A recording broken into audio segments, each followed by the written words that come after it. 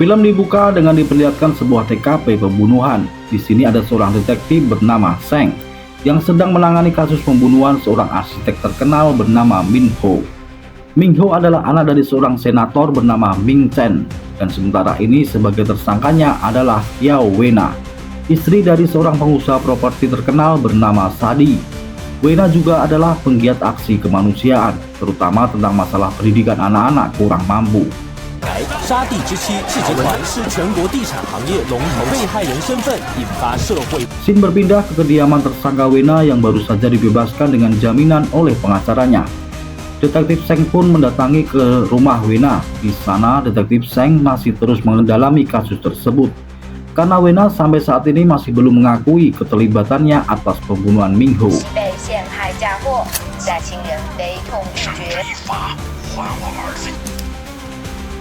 Detektif Seng pun mengultimatum Wena untuk mengakui saja perbuatan pembunuhan itu. Detektif Seng juga memberitahu Wena bahwa polisi akan menyerahkan berkas perkara ini ke kejaksaan dalam waktu 2 jam lagi. Karena dari olah TKP tidak ada tanda-tanda bahwa ada orang lain selain mereka berdua di kamar hotel itu. Tapi di sini Wena tetap saja tidak mengakui kalau dia adalah pembunuh Min Ho karena dia di sini merasa dijebak. Wena menceritakan dari awal terjadinya pembunuhan ini. Sebelum menikah dengan Sadi, Wena ternyata pernah berpacaran dengan Min Ho, dan saat Wena mau pulang dari tempat dia mengajar anak-anak kurang mampu itu, Wena mendapatkan surat kaleng berisi foto-foto Wena dengan Min Ho sedang bermesraan. Di sini Wena diperas untuk menyerahkan sejumlah uang 5 juta dolar Hong Kong atau sekitar 10 miliar rupiah, dan segera menyerahkannya pada pukul 3 sore di sebuah hotel mewah di tengah hutan. Min Ho dan Wena pun telah sampai hotel yang telah disepakati. Pada saat Wena sedang ke toilet, tiba-tiba terdengar suara pecahan kaca dari luar. Pada saat Wena keluar dari toilet, dia melihat Min Ho yang sudah tergeletak berlumuran darah. Dan Wena pun mencoba menyelamatkan Min Ho, tapi tiba-tiba ada yang menariknya dan menghantam kepalanya di kaca. Lalu dari luar ada staf hotel yang mengetuk pintu, tapi Wena pun tidak mempedulikannya. Dia membalikkan tubuh Min Ho, dan di saat dia melihat kondisi Min Ho, Wena pun kaget dan tanpa tersadar tangannya pun menyentuh pisau yang digunakan untuk membunuh Min Ho. Polisi pun sudah sampai di TKP. Saat pintu diketuk, Wena tetap tidak mau membukanya. Dia tetap saja terbawa kesedihan atas kematian Min Ho. Akhirnya polisi pun mendobrak pintu itu, dan polisi pun menangkap Wena sebagai tersangka pembunuhan Min Ho.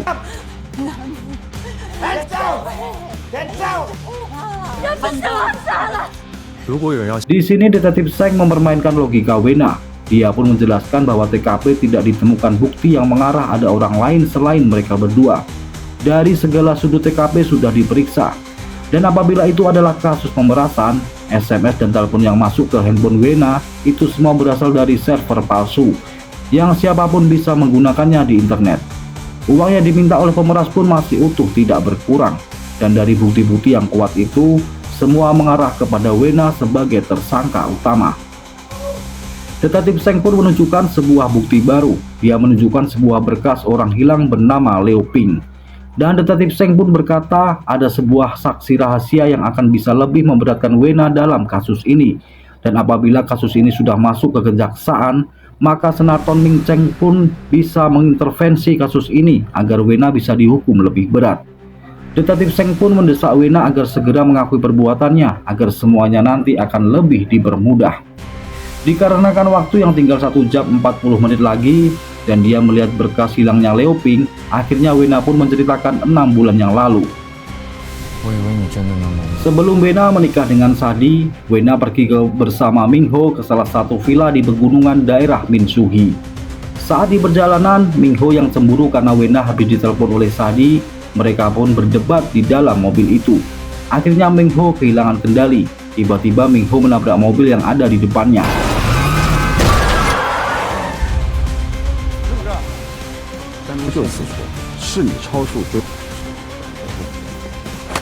Setelah perdebatan itu, akhirnya mereka pun pergi dari sana. Saat mereka sampai di villa, Min Ho pun membicarakan tentang keinginan Wena yang tinggal di sebuah perkebunan buah. Dan ternyata Min Ho sudah janjian dengan seseorang yang akan menjual kebun buahnya kepada Min Ho. Di saat orang itu datang, ternyata pria itu adalah pemilik mobil yang ditabrak tadi. Karena yang mau membeli kebun buahnya adalah Ming Ho, pria itu pun menolak kebunnya dibeli oleh Ming Ho, dan terjadilah perdebatan antara mereka. Dan tiba-tiba pria itu adalah Liu Ping, orang yang berkasnya ditujukan oleh detektif Seng. Wena pun memaksa menolongnya tapi dicegah oleh Ming Ho. Dan tiba-tiba ada seorang pria yang datang ke sana untuk menanyakan sebuah alamat. Tapi karena pemandangan bagus, orang itu pun meminta Ming Ho memfotonya. Di saat sudah selesai mengambil foto, tiba-tiba terdengar suara handphone, dan itu ternyata adalah handphone milik Liu Ping.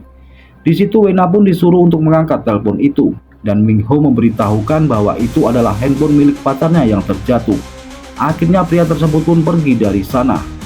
Menganggap ada saksi yaitu pria tadi, maka Ming Ho memutuskan untuk membereskan jasad Liu Ping.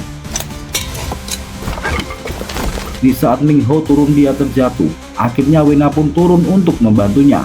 Ming Ho pun meminta Wena kembali ke atas.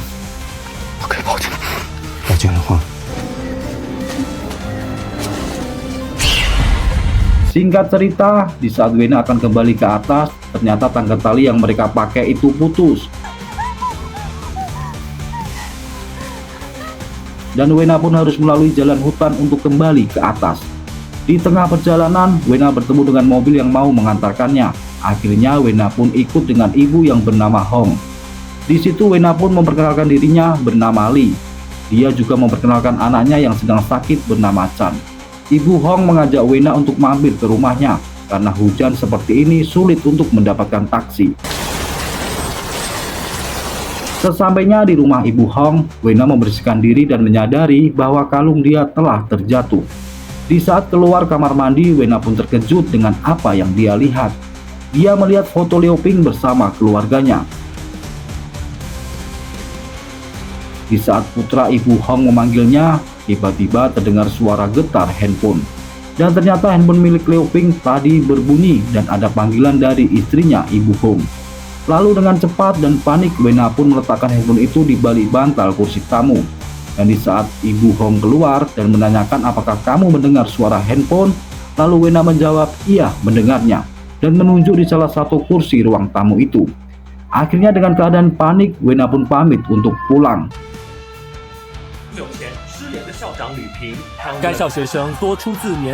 Singkat cerita, Ming Ho pun membuat skenario bahwa Liu Ping yang menggelapkan dana di sekolahnya agar lebih mudah menyudutkan status Liu Ping yang sekarang sebagai orang hilang yang sedang dicari.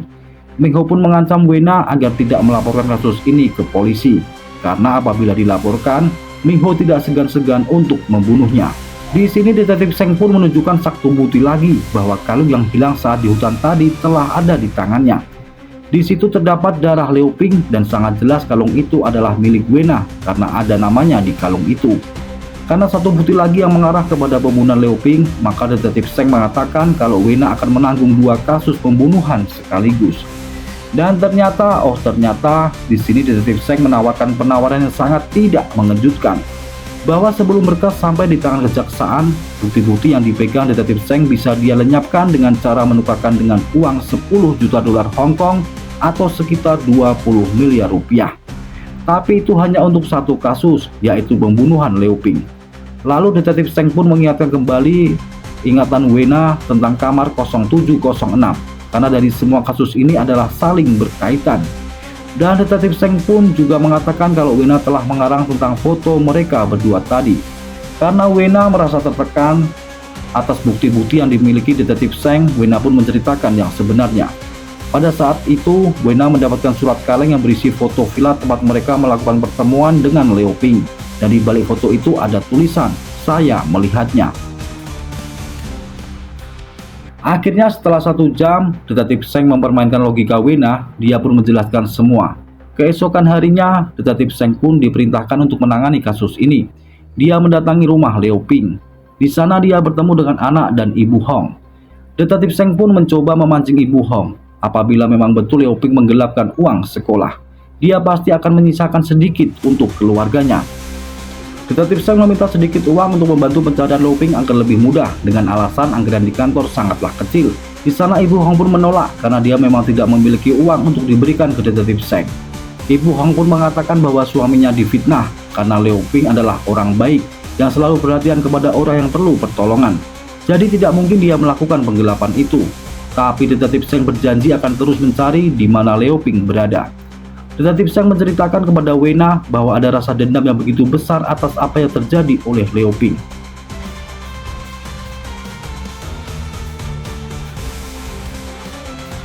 Detektif Seng pun mencoba mencari lewat CCTV yang ada di jalan untuk memastikan apa yang sebenarnya terjadi. Dia melihat mobil yang digunakan Ming Ho dan Wena. Lalu dia menyelidiki mobil itu berasal dari mana. Ternyata itu adalah mobil sewaan. Akhirnya detektif Seng menemukan titik terang bahwa adik Ming Ho yang bernama Ming La yang menyewa mobil tersebut. Selanjutnya detektif Seng pun mengingatkan kembali bahwa Ibu Hong pernah menemui Wena di sebuah acara. Di sana Ibu Hong pun bertanya kenapa Wena membohonginya dan menggunakan nama palsu, dan mengatakan bahwa tidak mungkin orang berbohong tanpa menutupi sesuatu.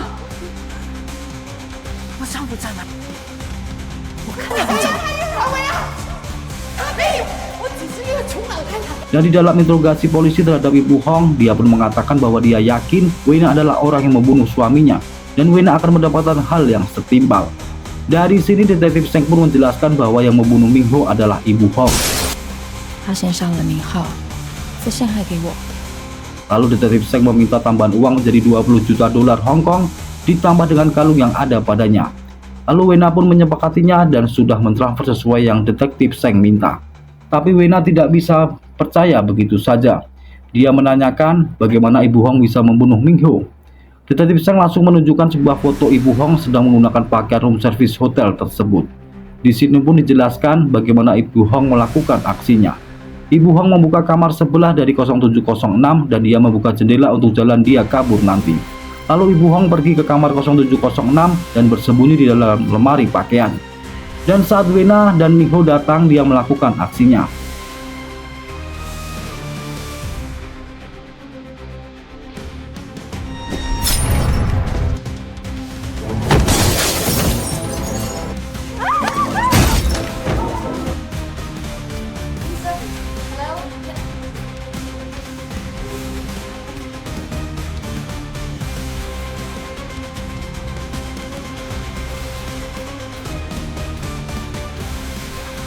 Di sini detektif Seng mengatakan kalau saja dia tidak menemukan bukti dari foto itu, Wena akan mendekam di penjara.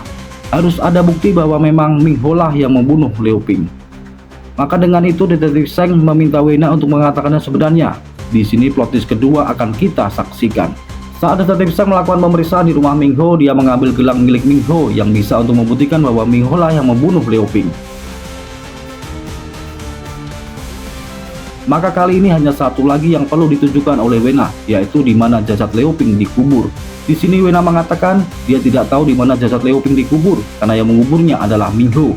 Tapi detektif Seng terus menekannya karena jalan satu-satunya untuk membebaskan Wena dari tuduhan pembunuhan Liu Ping adalah menaruh gelang Ming Ho di dalam liang jasad Liu Ping, dan itu sebagai bukti kalau Ming Ho lah yang membunuhnya. Kurang puas dengan permainan logikanya, akhirnya detektif Seng pun mengatakan kalau Wena lah yang membunuh Liu Ping.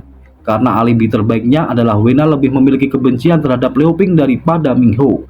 Dan Liu Ping mengetahui bahwa Wena sedang berdua di villa itu bersama pria lain. Sedangkan dia mau menikah dengan Sadi beberapa minggu lagi. Dan akhirnya hal mengerikan itu pun terjadi. Di sini Wena mengelak apa yang telah dikatakan oleh detektif Seng. Tapi detektif Seng pun akhirnya mengatakan apa yang sebenarnya. Bahwa yang memeras mereka berdua adalah detektif Seng.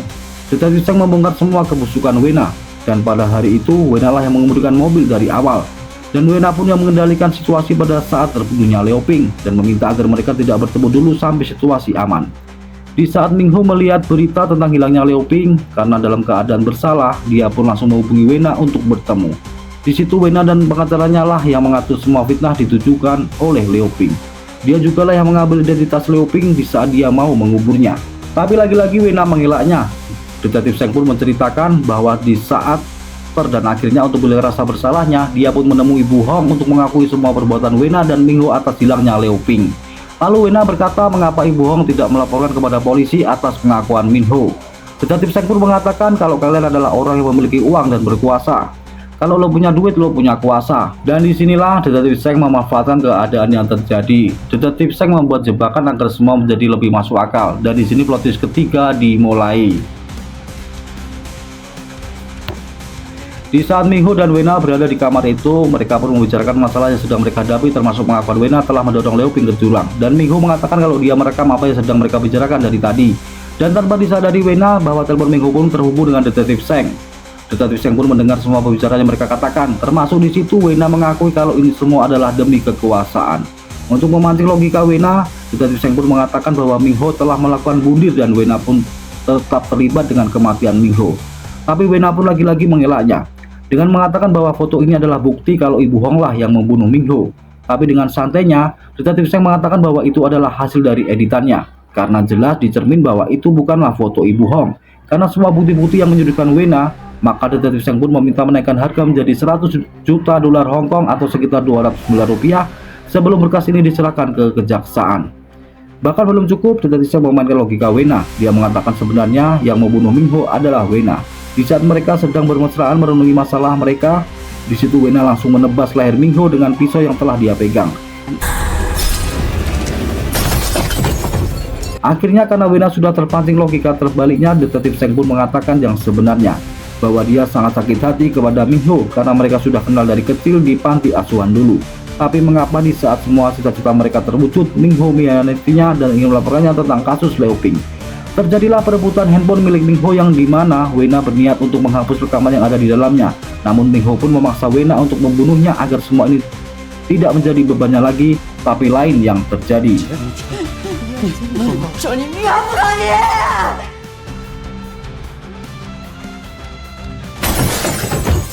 Lagi dan lagi logika terbalik pun dimainkan oleh Detektif Seng. Karena waktu sudah mendesak, Detektif Seng mengatakan alibi Wena ini tidak akan bisa diterima oleh hakim. Maka Wena harus mengatakan di mana jasad Leoping dikubur untuk menyelamatkan Wena. Lagi-lagi Wena tidak mau mengakui di mana jasad Leoping berada. Akhirnya Detektif Seng pun mengatakan bahwa kayu yang dibawa adalah palsu karena yang asli sekarang bersama Ibu Hong. Detektif Seng mengatakan asal Wena mau mengatakan di laporan bahwa di saat kejadian Minho dia menggunakan kalung itu, maka dia bisa selamat. Karena di CCTV juga tidak bisa melihat Wena menggunakan kalung atau tidak, maka tuduhannya adalah Ibu Hong yang mengambil kalung itu pada saat membunuh Minho. Waktu menunjukkan kurang dari 24 menit lagi berkas akan diantar ke kejaksaan. Maka Wena harus segera mengatakan di mana jasad Leoping berada. Tak lama handphone Detektif Seng berbunyi, memberikan informasi bahwa pengacara Wena telah tertangkap atas tuduhan penyuapan saksi. Evidence here. Detektif Seng pun hanya bisa berpesan bahwa dua kasus pembunuhan ini bisa menghilangkan semua yang Wena miliki saat ini. Bahkan untuk waktu yang lama Wena akan berada di penjara. Maka Detektif Seng hanya bisa mendoakan agar Wena beruntung. Di saat Detektif Seng akan pergi, mereka pun berubah pikiran. Dia pun mengatakan di mana jasad Leoping berada. Wena mengatakan bahwa dia telah mengubur jasad Leoping di dekat rumah kayu di kaki gunung. Detektif Seng menanyakan bagaimana dia bisa membawa jasad Leoping ke sana, sedangkan itu jauh dari TKP. Ternyata di saat Wena sedang berbicara dengan Minho, Leoping pun kabur dari tempat itu dan menuju rumah kayu yang ada di kaki gunung. Wena pun mengikutinya dan Wena pun memukul Leoping dari belakang. Bahkan Leoping saat itu dikubur dengan keadaan masih bernapas.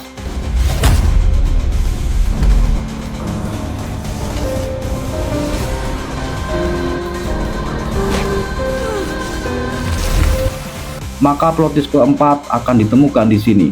Saya kasih bocoran guys, bisa lihat ekspresi wajah Detektif Seng di saat mendengar Leoping dikubur hidup-hidup seperti apa. Ayo kita lihat. Oke, itu sedikit bocoran dari plot twist keempat. Mari kita lanjut.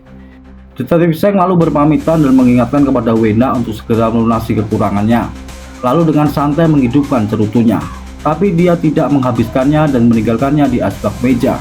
Dan tiba-tiba ada percikan api yang keluar dari dalam rokok cerutu itu. Dan saat diperiksa, tiba-tiba